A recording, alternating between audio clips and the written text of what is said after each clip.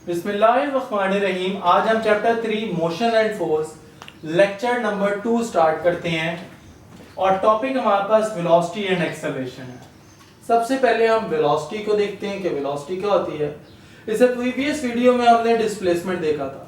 तो अगर time rate of change of displacement को तो हमारे पास क्या आती है, वेलोसिटी आती है।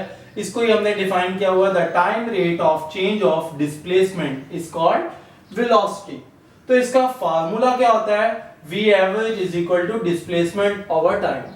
जो वेलोसिटी है ये हमारे पास एक वेक्टर क्वांटिटी है और वेक्टर क्वांटिटी है तो इसकी डायरेक्शन कहां पे होगी, इसकी डायरेक्शन वहीं पे होगी जो डिस्प्लेसमेंट की डायरेक्शन है। डिस्प्लेसमेंट अगर इस डायरेक्शन में तो वेलोसिटी भी इस डायरेक्शन में होगी, अगर डिस्प्लेसमेंट इस डायरेक्शन में तो वेलोसिटी भी डाउनवर्ड डायरेक्शन में होगी। अब अगर इसके हम यूनिट्स की बात करें तो यूनिट हमारे पास डिस्प्लेसमेंट का यूनिट होता है मीटर, टाइम का होता है सेकंड, तो मीटर पर सेकंड इसकी यूनिट्स आ जाएंगे। और अगर हम डायमेंशंस की बात करें तो मीटर को हम कैपिटल L से रिप्रेजेंट करते हैं, सेकंड को हम कैपिटल T से रिप्रेजेंट करते हैं, तो ये -1 है, ये इसकी डायमेंशन आ जाएगी। इसी तरह इसी से रिलेटेड हम देखते हैं कि स्पीड और वेलोसिटी में क्या फर्क है। तो जो वेलोसिटी है ये एक वेक्टर क्वांटिटी है, लेकिन जो हमारे पास स्पीड है वो एक स्केलर क्वांटिटी है। अच्छा, इसके बाद हम स्पीड की डेफिनेशन देखते हैं, the ratio of distance travel by the body to the time taken. और ये हमारे पास एक स्केलर क्वांटिटी है और इसका जो फार्मूला है वो v, ये स्पीड कहलाएगा। Speed average is equal to distance over time, जितना भी टाइम उसने लिया हुआ।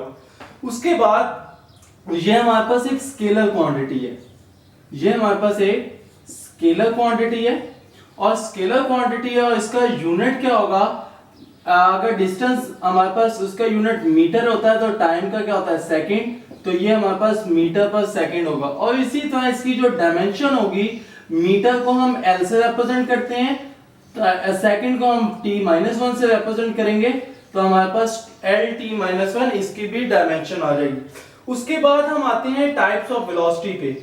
जब हम टाइप्स ऑफ वेलोसिटी की बात करते हैं तो हमारे पास सबसे पहली जो टाइप आती है वो यूनिफॉर्म वेलोसिटी की आती है। यूनिफॉर्म वेलोसिटी क्या होती है, लेट्स सपोज हम एक जर्नी को ना एक पाथ में कन्वर्ट करते हैं, डिफरेंट पाथ में, A से B, B से C, C से D, E, F। अब यहां से यहां तक जो टाइम है हमारे पास वो 1 सेकंड है, B से C भी हमारे पास 1 सेकंड, हमने इसको डिवाइड किया, D से E भी हमारे पास 1 सेकंड है, E से F भी 1 सेकंड है। अगर A से B तक हम 1 मीटर तय करें, B से C भी हम 1 मीटर कवर करें, C से D भी हम डिस्टेंस जो कवर करें वो 1 मीटर ही कवर करें, और D से E भी हम 1 मीटर कवर करें। अब आप देखें टाइम भी इक्वल है और डिस्टेंस भी इक्वल आ रहा है। If it covers equal displacement, अगर हम डिस्प्लेसमेंट भी सेम है और टाइम भी इक्वल है तो हम कहेंगे कि बॉडी क्या है, यूनिफॉर्म वेलोसिटी से मूव कर रही है। तो if it covers equal displacement in equal interval of time is called uniform velocity. अब लेट्स सपोज वेरिएबल वेलोसिटी क्या होगा। जब भी हम वेरिएबल वेलोसिटी का जिक्र करते हैं तो हमारे पास टाइम सेम होगा लेकिन डिस्प्लेसमेंट चेंज हो जाएगा। लाइक किस तरह से, अगर एक पेड़ से हमने बात की है 1 मीटर हो सकता है, दूसरे से 2 मीटर आ रहा, तीसरे से फिर 1 मीटर आए, चौथे से फिर 4 मीटर आ जाए, अगर E से F है ये 5 मीटर आ जाए या दोबारा 1 मीटर आ जाए।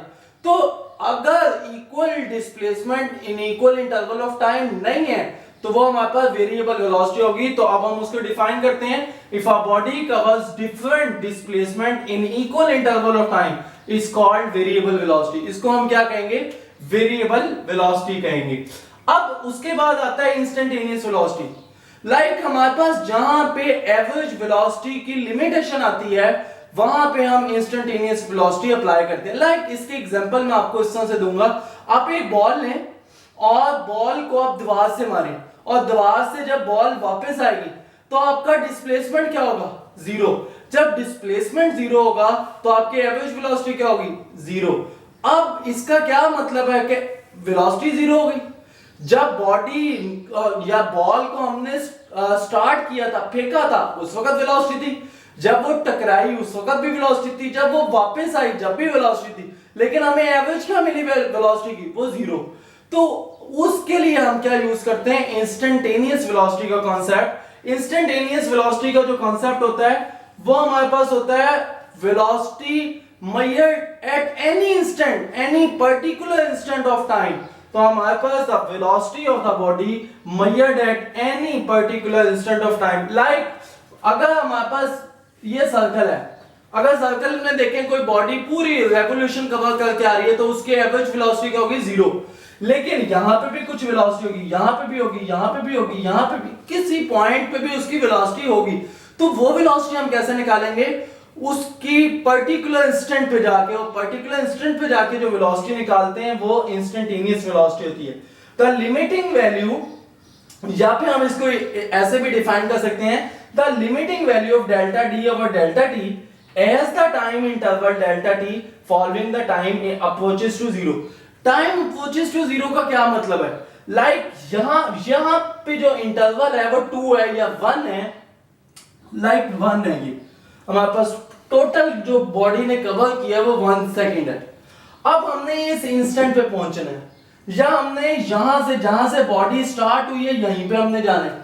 तो हम क्या करेंगे, हम इसको अप्रोच करेंगे, या 0 को अप्रोच करेंगे या 1 को अप्रोच करेंगे, ताकि हम उस पर्टिकुलर इंस्टेंट पे पहुंच जाएं।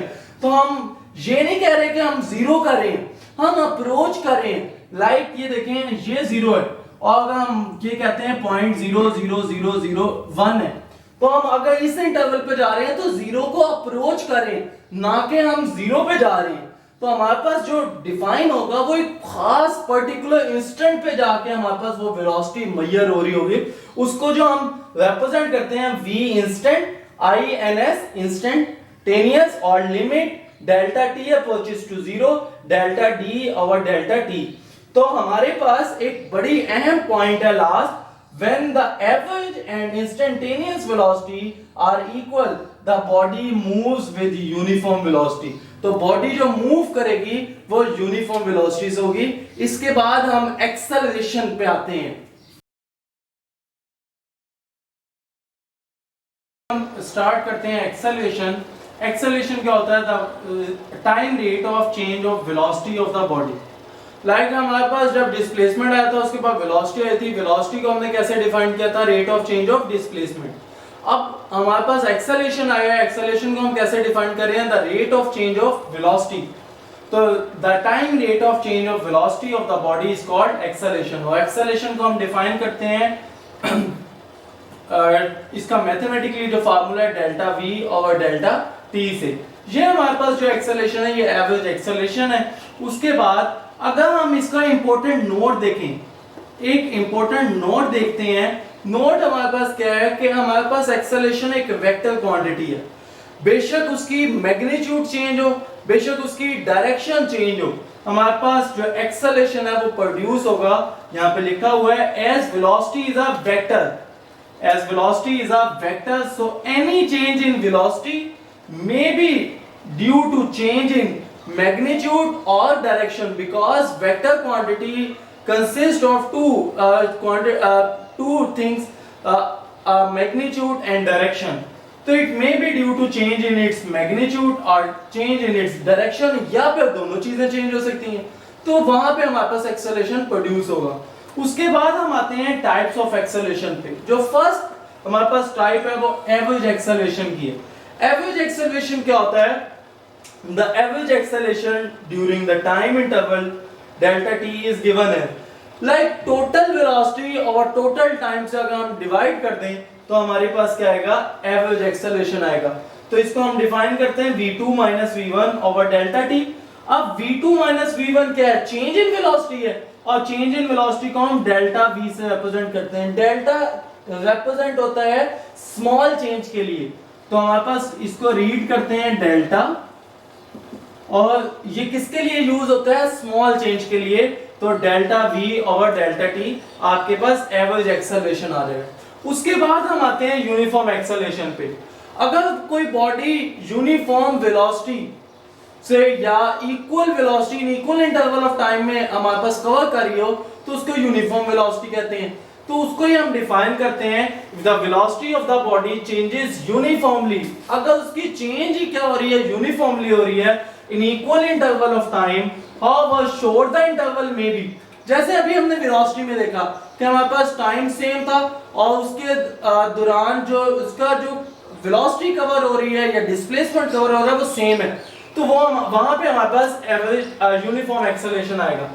The interval may be, then acceleration will be uniform. उसके बाद variable acceleration इसी तरह डिफाइन होगा कि हमारे पास if the change in velocity in equal interval of time is not equal, our direction of velocity changes.